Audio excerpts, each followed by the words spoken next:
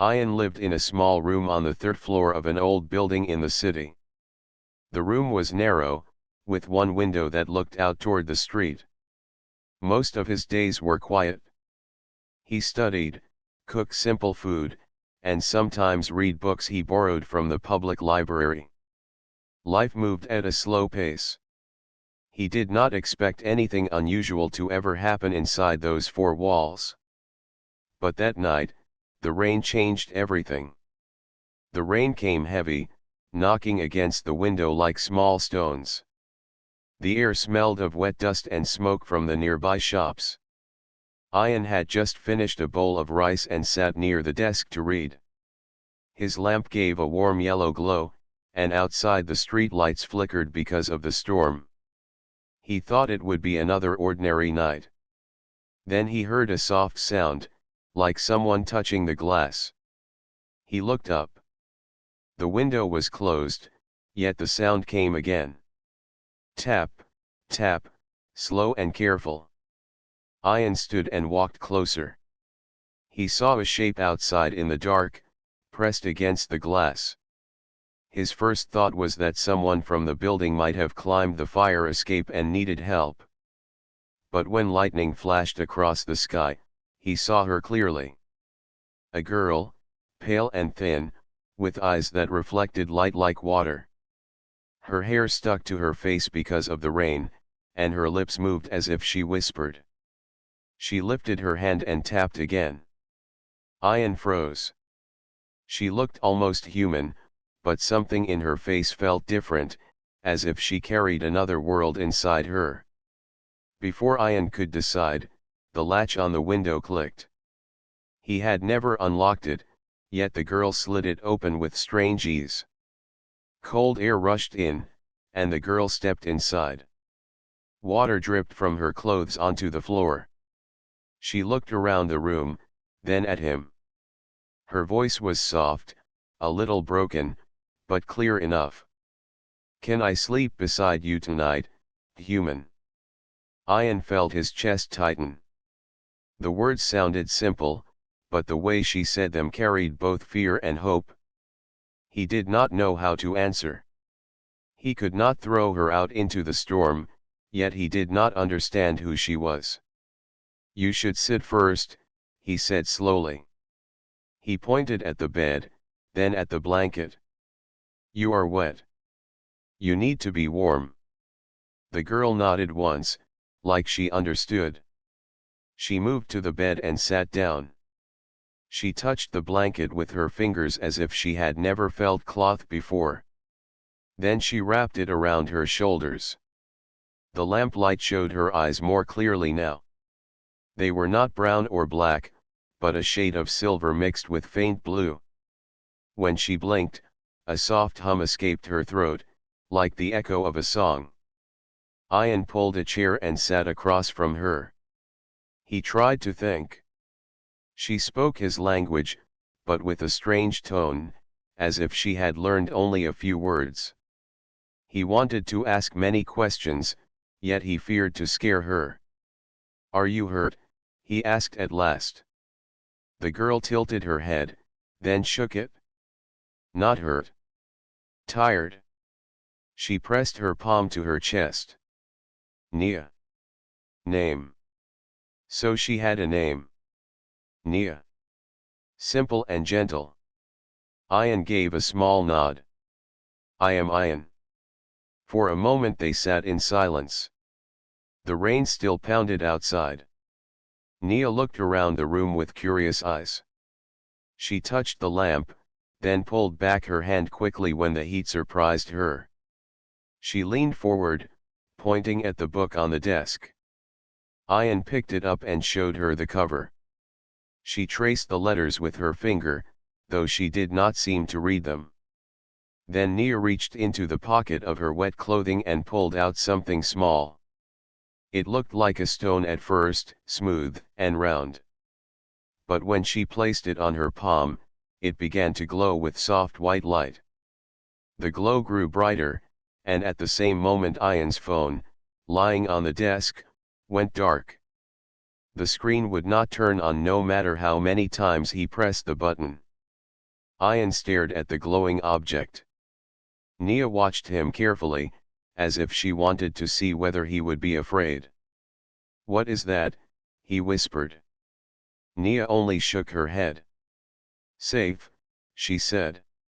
She closed her hand over the object, and the light vanished. Then she tucked it back into her pocket.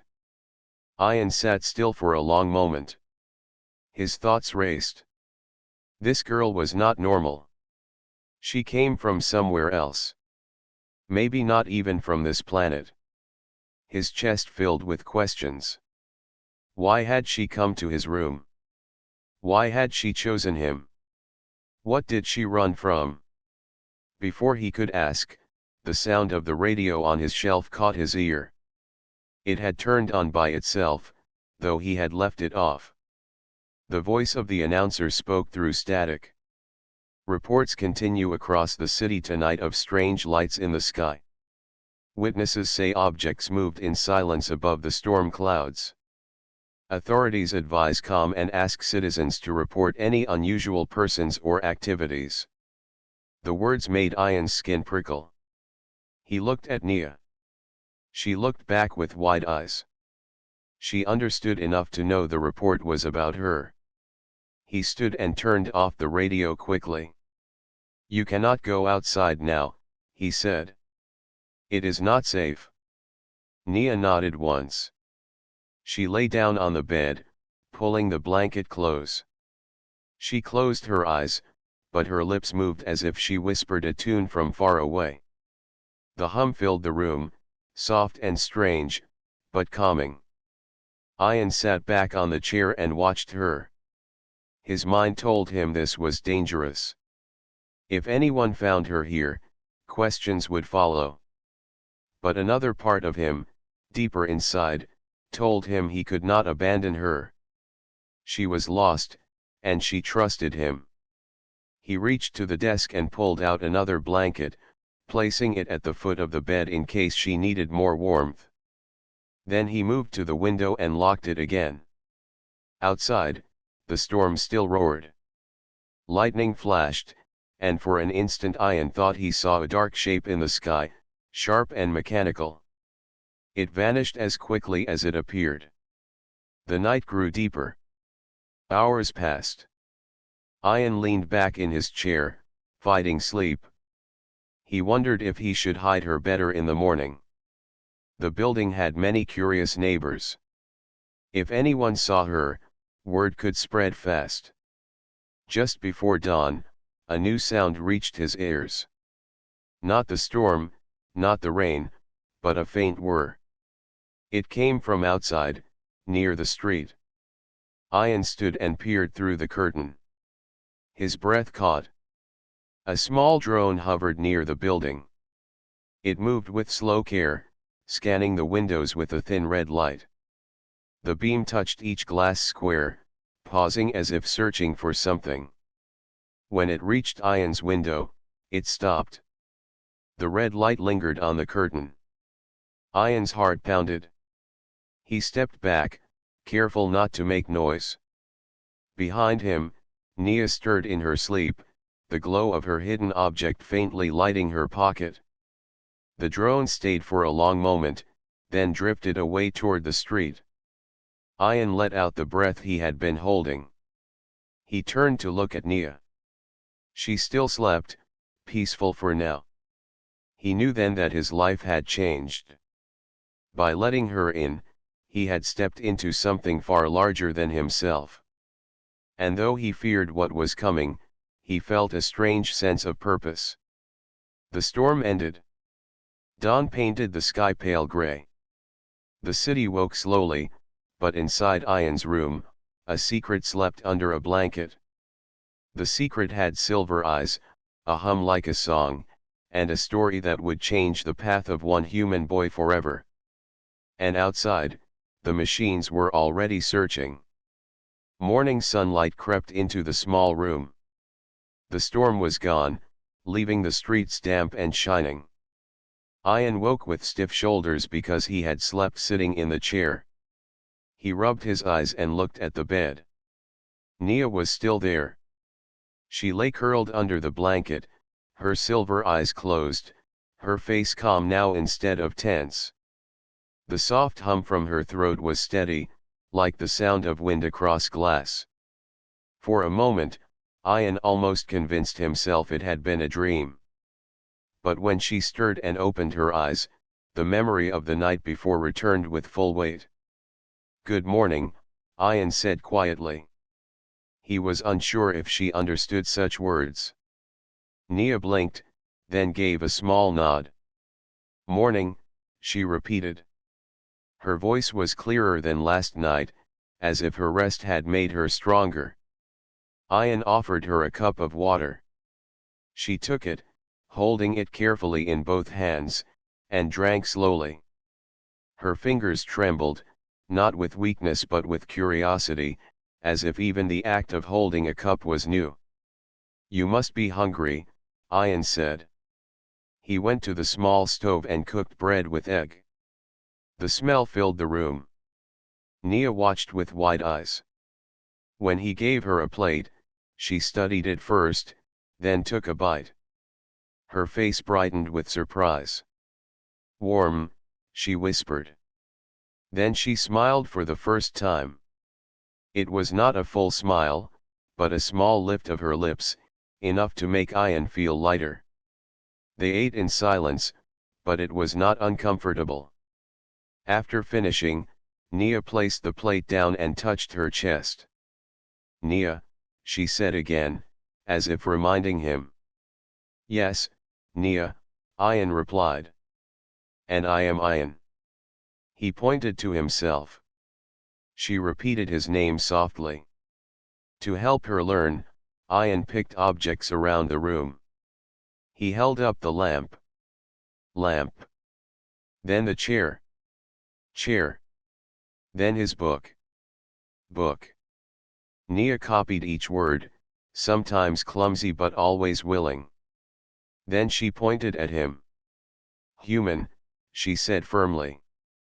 "Yes, human," Ian agreed with a small laugh.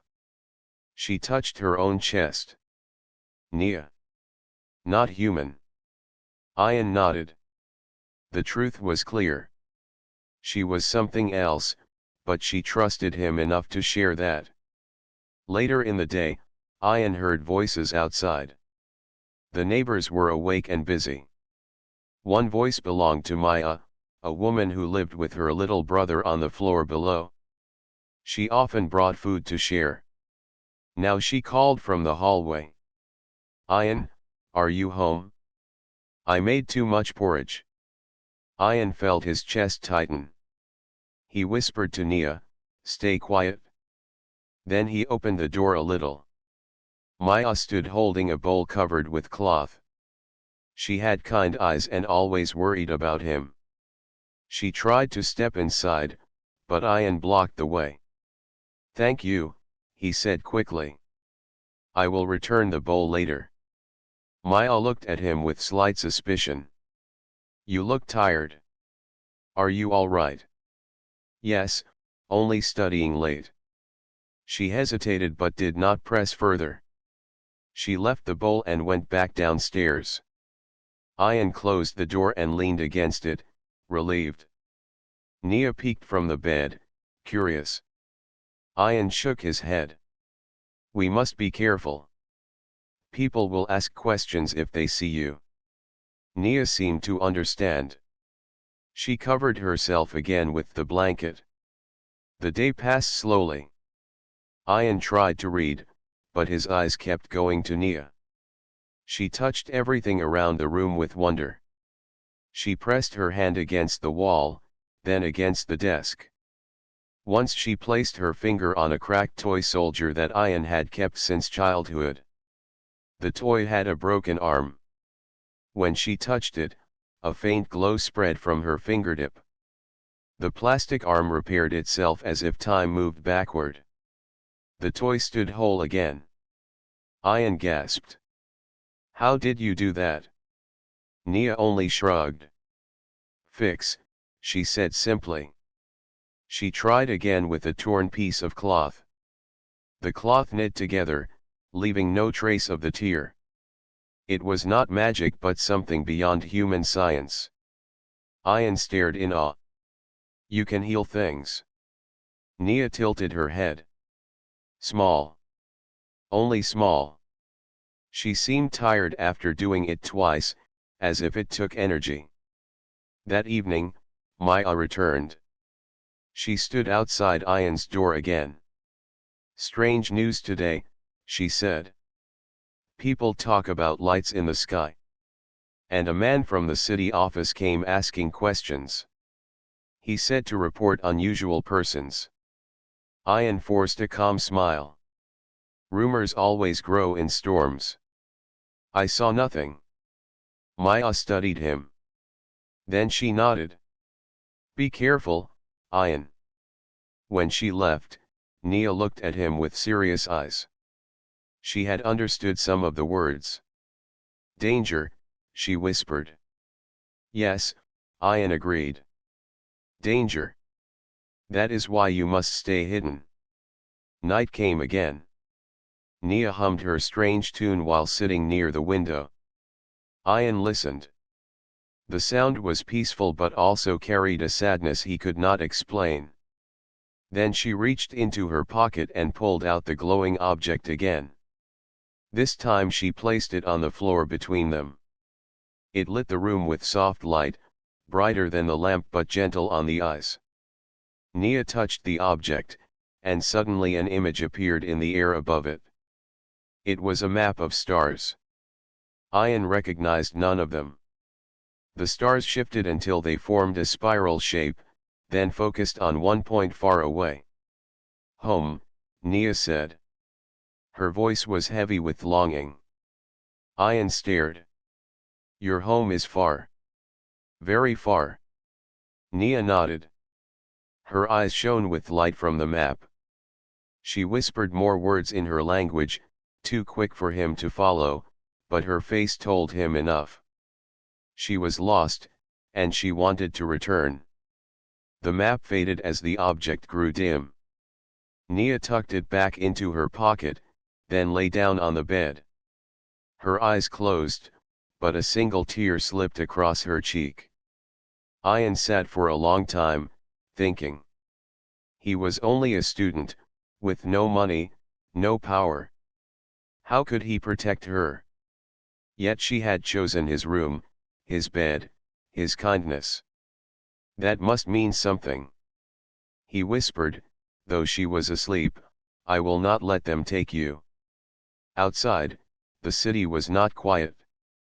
Patrol vehicles moved through the streets, their engines heavy, their lights sharp. Posters appeared on walls, report unidentified persons. Neighbors whispered in stairwells. Some were curious, some afraid. By midnight, Ian heard footsteps in the hallway. He pressed his ear to the door. Two men spoke in low voices. Strange readings in this area. Check every room tomorrow. Ian's heart sank. They were searching already. He went to the bed and touched Nia's shoulder gently. She woke at once, her silver eyes alert. He placed a finger on his lips to show silence, then pointed at the door. She understood. They waited in the dark, listening. The men walked away for now, but their words remained like a shadow in Ian's mind. The night stretched long. Ian could not sleep. He kept watching the window, afraid the drone might return. When dawn came, he saw Nia had placed the repaired toy soldier beside his pillow. She had done it as a gift, small but clear. Ian held the toy in his hand. It was whole again, just as his childhood memory wanted it to be. His chest filled with warmth. This girl, not even human, had shown him care in her own way. At that moment, he decided fully. He would not hand her over. No matter what questions or threats came, he would protect her. As the morning light spread across the sky, Nia whispered one more word she had learned. Friend. Ian looked at her, surprised. Then he smiled. Yes. Friend. But deep inside he knew friendship alone would not be enough. The city was already moving against them. And the machines in the sky were watching closer each day. The days after Nia's arrival moved slowly but heavy with tension. Ian noticed the change in the city. Patrols passed through the streets more often, their boots echoing on the wet pavement. Strange vans parked near corners, men inside watching with hard faces. Posters on walls urged citizens to report anyone unusual. Inside his small room, Ian tried to make life appear normal. He cooked, read, and sometimes studied. But his attention was always split. He watched the window, listened to footsteps in the hallway, and checked that the door was locked. Nia tried to learn more words each day. She copied Ian's speech carefully. Water. Bread. Book. Lamp. Her silver eyes shone with quiet patience. She seemed eager to understand human things, but shadows often crossed her face when she remembered her lost home. One evening, when Ian returned from buying food, he found Nia sitting by the window, her glowing object in her hands. The light spread across the walls, casting soft shapes. When she touched it, a short vision appeared, not a star map this time, but an image of a huge dark machine. Its surface was sharp and cold, like the shell of an insect. Its eyes glowed red. Nia's lips moved as she whispered one word. Hunter. Ian felt a chill run through his spine. Hunter? That machine looks like a weapon. Nia nodded. She closed her fist and the vision vanished. Follow, she said softly. Follow me. So something was chasing her. Not only the city patrols, but something far worse, something from the sky. That night, while they ate quietly, someone knocked on the door. The knock was firm, not like Maya's gentle tap. Ian stiffened. He signaled Nia to hide. She slipped behind the curtain, clutching her glowing object. Ian opened the door a crack. A man in plain clothes stood outside, but his eyes and posture betrayed his training. He showed a badge quickly, almost hidden from anyone else passing by. Good evening. I am from the city office. We have reports of unusual activity in this building. May I step inside? Ian's throat went dry. He forced a smile. What unusual activity? The man's eyes scanned the room behind Ian. Strange power surges. Odd sounds. Have you seen or heard anything? Ian shook his head. Only the storm damaged the wires. Nothing else. The man narrowed his eyes. If you notice anything, report at once. The safety of all depends on it. With that, he walked away, but Ian felt no relief. His eyes had searched the room too carefully. When Ian closed the door, Nia came out from behind the curtain. Her face was pale. Danger, she said. Yes, Ian whispered. We cannot stay here. The next morning, Maya knocked again. She carried bread for him. But this time she stepped inside before Ian could stop her. She froze when she saw Nia sitting on the bed. For a moment, silence filled the room. Maya's eyes widened, then softened with surprise rather than fear. Ian, she whispered. Who is she? Ian swallowed hard. He thought of lying but knew it would not work. Her name is Nia. She is not from here. You must not tell anyone. Maya studied Nia. Instead of screaming or running, she knelt slightly and spoke kindly. Hello, Nia.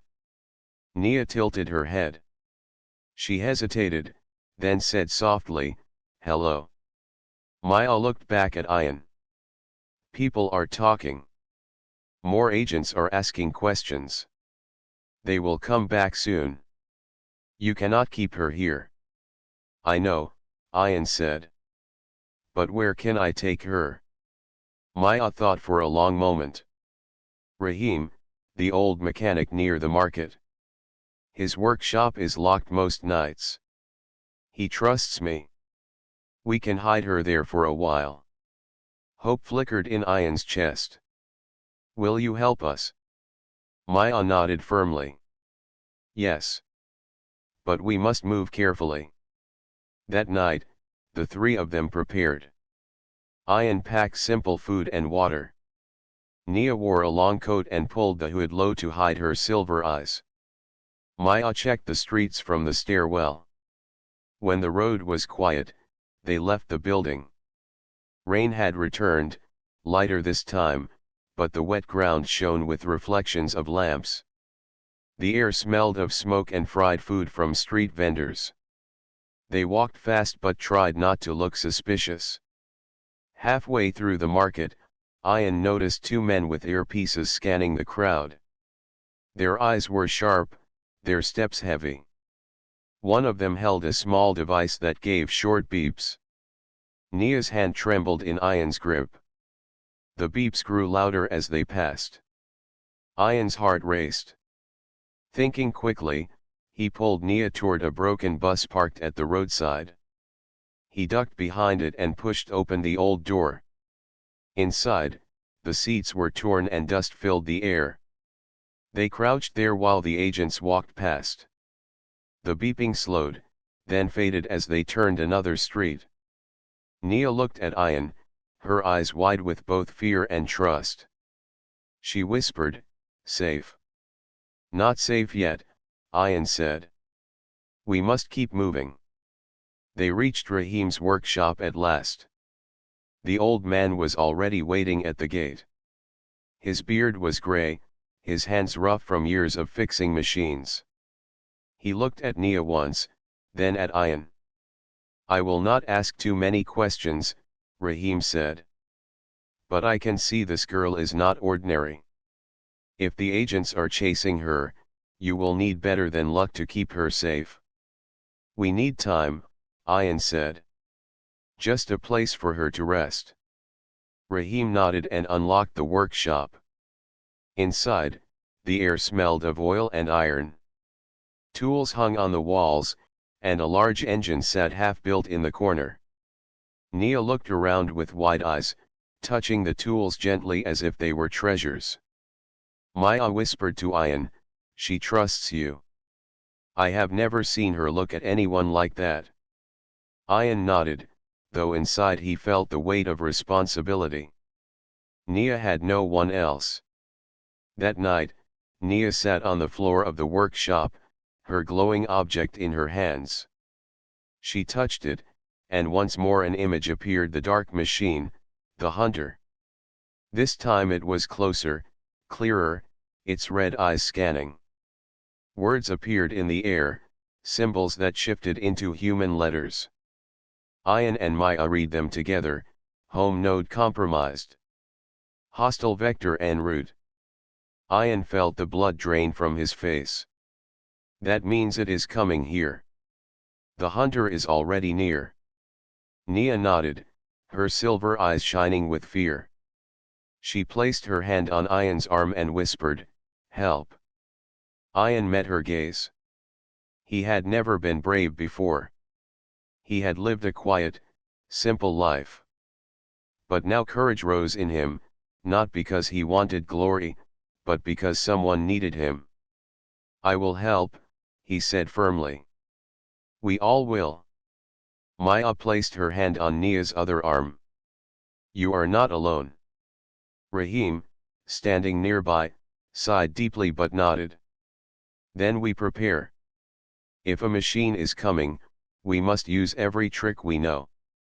Humans may not have your powers, Nia, but we are clever when cornered." The workshop filled with determination.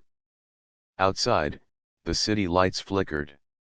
Somewhere above the clouds, The hunter moved closer, silent and merciless. But inside the workshop, one human boy, a kind neighbor, and an old mechanic stood ready to defy it, not with stronger weapons, but with courage, wit, and the bond of friendship. And Nia, who had crossed the stars, looked at them and realized that perhaps this strange world held more hope than she had believed. The workshop became their shelter, but also their prison. Outside, the city tightened under the watch of patrols. Flyers with bold letters covered walls: report strange behavior. Report strange objects. Agents searched streets with scanning devices that buzzed when they found odd signals. The people whispered about strange shapes in the night sky. Fear spread like smoke. Inside, Nia sat close to her glowing object, her silver eyes fixed on the faint light it gave. The words it had shown, hostile vector and route, still echoed in everyone's mind. The hunter was coming, and soon.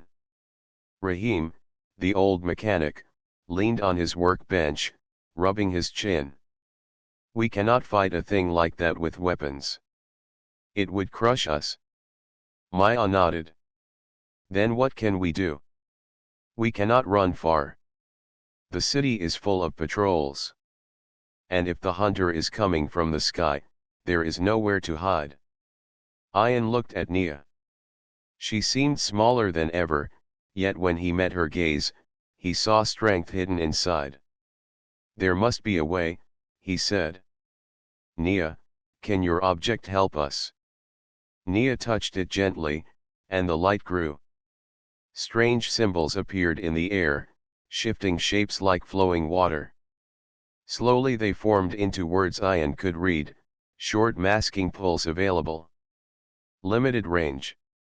Limited time. Rahim read the words aloud. Masking pulse.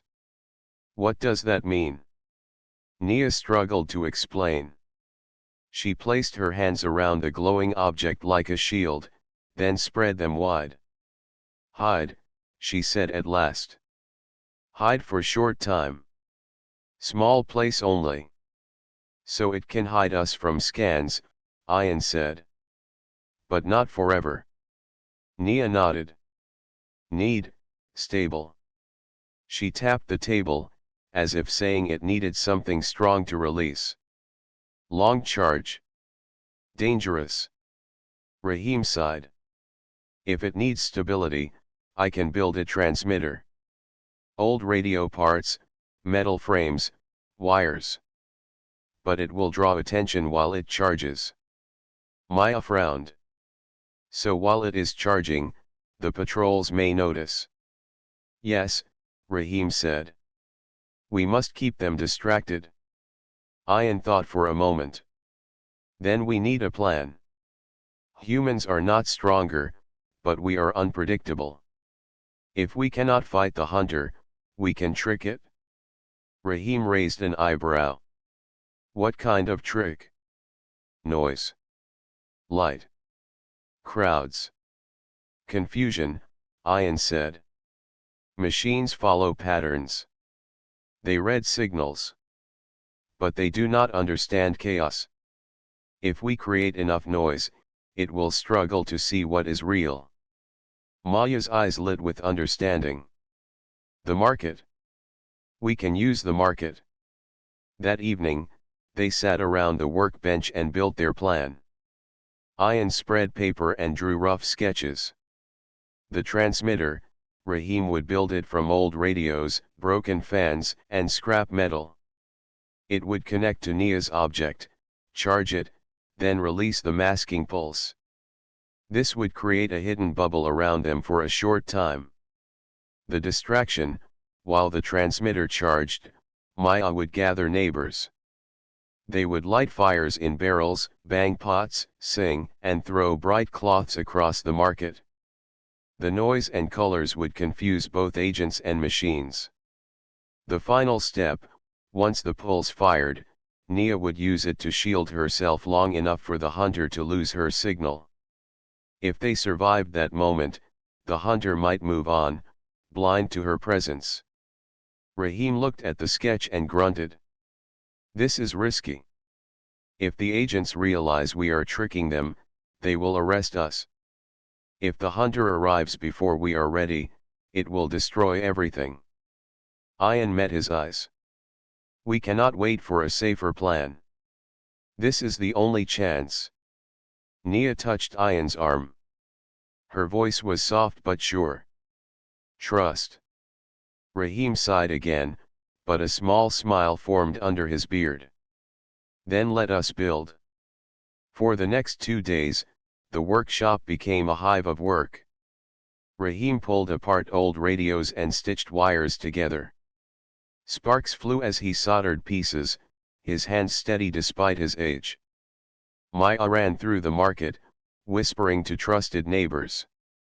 Some were afraid, but many agreed.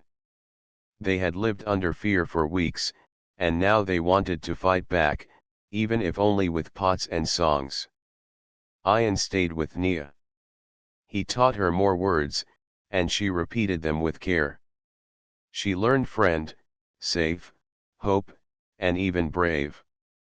Sometimes she whispered the words to herself as if they gave her strength.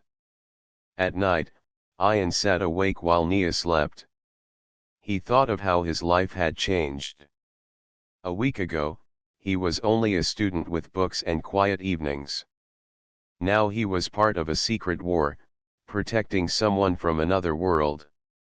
Fear pressed heavy on him, but another feeling burned stronger: the need to protect Nia, not only because she needed him, but because he had grown to care for her deeply. On the third night, Rahim stepped back from the workbench and wiped his brow. It is done. The transmitter is ready. The device looked rough, a tower of wires, metal plates, and glowing coils. But when Rahim touched the switch, a low hum filled the workshop. The air shimmered faintly, and the lamps flickered. Nia placed her glowing object in the center. The hum deepened. Strange light ran along the wires like veins. The air grew warm. Then words appeared in the air: charging, 30 minutes required. 30 minutes, Rahim muttered. That is how long we must hold off attention. The next evening, the plan began. The market lit with noise and color. Maya and her neighbors banged pots, clapped hands, and sang old songs. Children ran with ribbons, their laughter bright. Barrels burned with small fires, sending smoke and sparks into the air. Traders shouted as if it were festival day. The agents arrived quickly, confused. Their scanners beeped wildly from all the noise and heat. They tried to push through, but the crowd surged around them, pulling them into dances, handing them food, distracting them with chaos. In the workshop, the transmitter charged. The hum grew louder. Nia sat close, her hands pressed on the glowing object. Sweat ran down her face, but her eyes burned with determination. Ayan paced the floor, nerves tight. He glanced at the sky through a crack in the roof. Clouds glowed faintly with strange light. Something moved above them, too silent for a plane. The hunter, he whispered. Rahim checked the dials. Not yet ready. 10 minutes more. Suddenly, a sharp beam of light pierced the clouds, scanning the market. People screamed and ran, but Maya shouted, "Sing louder." She lifted her voice, and others followed. The market roared with song and clatter. The beam swept closer. It stopped near the workshop, pressing against the roof like a giant eye. The walls rattled. The transmitter's coils sparked. 5 minutes. Rahim shouted. The beam grew sharper, drilling into the building. Dust fell from the ceiling. Nia clutched the object tighter. Her silver eyes glowed faintly. 3 minutes. Rahim cried. Ayan grabbed a mirror from the shelf. He darted outside and held it high. The beam struck the mirror and scattered, splitting into fragments of light. The hunter hesitated for a moment, confused by the sudden chaos of reflections. Inside, the transmitter screamed with power. Sparks shot into the air. 1 minute. Rahim shouted. Nia stood now, light flowing from her hands into the object. Her whole body shook, but she did not stop. Ian ran back inside, standing beside her. You can do this. We are with you. She looked at him, and for the first time, she smiled fully. Friend. Brave. The transmitter reached full power. A blinding flash filled the room. The hum turned into a pulse that rippled outward, unseen but strong. For a moment, everything went silent. The beam outside flickered, then vanished. The scanners in the agent's hands froze. The hunter in the sky shifted, its red eyes sweeping but finding nothing. The words appeared in the air above the object, masking pulse active. Target hidden. Relief swept through the workshop. Nia collapsed to her knees, breathing hard but still smiling. Ian caught her before she fell. Rahim switched off the device. It worked. For now, it worked. But outside, the hunter did not leave. It circled slowly, searching with greater care. It knew its prey was near, but it could not see. Maya burst into the workshop, her face flushed. The people are still singing, but they cannot keep it up forever. What do we do now? Ian looked at Nia, then at the others. His voice was steady. We buy more time. We confuse it again and again until it leaves or until we find a way to end it. The workshop shook as the hunter's shadow passed overhead. The battle was not finished, but for the first time, they had hope.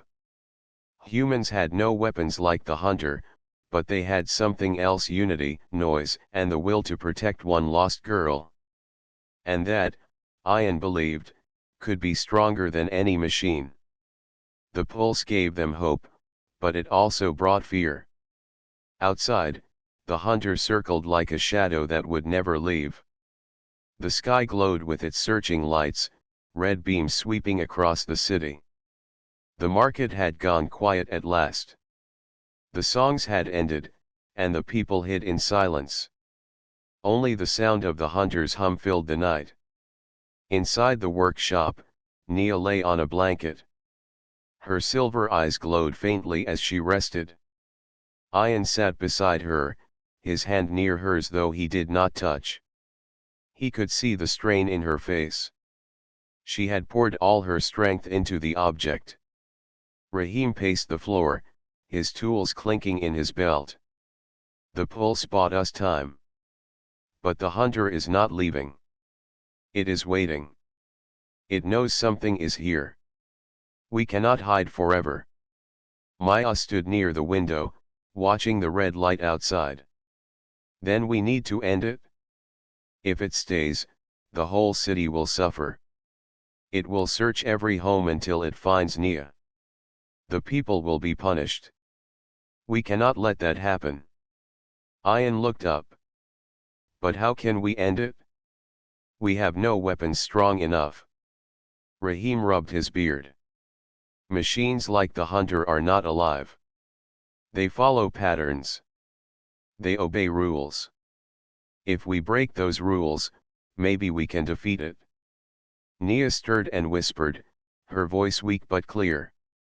Hunter, blind, strong armor, but heart inside. Small heart. Energy core. Strike there, destroy. Her words brought silence to the room. Ian leaned closer. Where is this core? Nia lifted her hand and drew a shape in the air. A tall body, sharp limbs, and a glowing point in the chest. Here. But hard. Hard to reach. Rahim shook his head. How do we reach something that's strong? It can crush walls. Ian's mind turned fast. He remembered what they had done in the market, how the hunter had been confused by light, sound, and mirrors. He thought about human tools, about the way people had always turned weakness into strength. Then the idea came to him. We cannot fight its strength, Ian said. But we can use its eyes against it. We can trick it into exposing the core. Rahim narrowed his eyes. Explain. We use reflections again. But not just mirrors. We use smoke, fire, and sound. We make it chase an image, make it turn its chest toward us, and then we strike the core. Maya frowned. Strike with what? Ian looked at Rahim. You have built machines all your life. Can you make a weapon strong enough to pierce that core? Rahim thought for a long time. Then he nodded slowly. I can try. I will need the old welding torch. If I focus the flame, it may cut deep enough. But someone must get close. Very close. I will do it, Ian said at once. Maya's eyes widened. That is madness. The hunter will kill you before you reach it. Not if we distract it, Ian said firmly. We do not have another choice. If it finds Nia, she will die. If it stays here, the city will suffer. I cannot sit and wait. I must try. Nia looked at him with shining eyes. She reached out weakly and whispered, Friend, brave. Rahim placed a hand on Ian's shoulder. Then let us prepare. The next hours were spent building and planning. Rahim shaped a long spear from metal pipe, fixing the torch to its end. Wires wrapped around it, leading to a small fuel pack. When lit, the torch would create a white-hot flame sharp enough to cut steel. Maya gathered cloth, barrels, and broken glass. She spread them across the rooftops near the workshop. Buckets of oil were placed to create thick smoke when lit. Mirrors were hidden in corners, ready to reflect the hunter's scanning beams. The plan was simple, but deadly. Maya and Rahim would create confusion with fire, mirrors, and noise. The hunter would turn and strike at false targets. In that moment, Ian would rush close and drive the spear into its chest. Night fell deep, and the city held its breath. The hunter moved lower now, its red light sweeping walls, its heavy steps shaking the ground. It was searching house by house, street by street. It was only a matter of time before it reached the workshop. Rahim looked at the others. It is time. The first fire burst on the roof across the street. Thick smoke rolled upward, hiding the stars. The hunter turned its red eye to the flame and sent a beam of light to scan. The mirror waiting on the roof reflected the beam, splitting it into many. The hunter hesitated. A second fire roared on another rooftop. Pots clanged. Maya's voice rose in song, strong and defiant. More voices joined her from hidden corners. The city, silent for days, began to sing again. The hunter stopped. Its head turned left and right, confused by the sudden noise and fire. Its limbs struck walls, breaking stone, but the voices grew louder. Ian crouched near the shadows, his hands gripping the spear. His heart beat fast, but his mind was steady. He watched as the hunter shifted, its chest turning, the faint glow of the core shining under armor. Rahim shouted from the side, banging metal against metal. Now, boy. Now. Ian ran. His feet pounded the street. Smoke filled his lungs, but he did not stop. The hunter noticed him and swung its limb down like a blade. Ian rolled aside, sparks flying as stone shattered beside him. He rose and charged again. The core glowed brighter now, like a red star behind armor. The hunter raised its arm to crush him, but Maya's fire burst nearby, flames leaping high. The light blinded the hunter for one breath. That was enough. Ian leapt forward with all his strength. He drove the spear into the hunter's chest, right where Nia had shown. The torch flared white-hot, cutting through the armor. The hunter screamed with a sound like tearing metal. The spear burned deeper, sparks flying, until it struck the core. Light exploded outward, blinding and hot. Ian was thrown back, crashing to the ground. The hunter staggered, its limbs thrashing wildly. "Hold it!" Rahim shouted, running to pull Ian back. The hunter stumbled, red light spilling from its chest. Then, with a final shriek, it collapsed. Its body shook the street as it fell, limbs twitching, then growing still. The core flickered once, then went dark. Silence fell. The fires burned, the smoke drifted, but the hunter no longer moved. Ian lay on the ground, gasping for breath. His hands were burned, his body aching, but he was alive. Rahim helped him sit up. "You did it? You killed it?" Maya came running, her face streaked with soot. She looked at the fallen hunter, then at Ian. "You were mad. But you saved us." Nia stepped out of the workshop, weak but standing. She looked at the fallen machine, then at Ian. Her silver eyes shone with tears. She whispered one word: "free." The next day, the city was quiet but alive. People came out of their homes to see the fallen hunter. Some touched its broken body to believe it was real. For the first time in weeks, they felt safe. But Ian knew it was not over. The object still glowed faintly. When he touched it, new words appeared: vector eliminated. Others possible. Prepare. Ian looked at Nia. She met his gaze, and for a moment, he felt the weight of what was coming. The hunter was only the first. There would be more. Yet he also felt something else. Hope. Because when machines brought fear, humans brought courage. They had no weapons as strong, but they had unity, spirit, and the will to protect. He smiled at Nia. "We will face them together." Nia smiled back, her voice soft but sure. Together. The people of the city began to repair their streets. Smoke faded, and the fires went out. The broken hunter was proof that even the strongest machine could fall before human hands. And so, the story of one alien girl and the humans who stood beside her spread across the city like a spark of light. A spark that would grow brighter, no matter how many shadows came.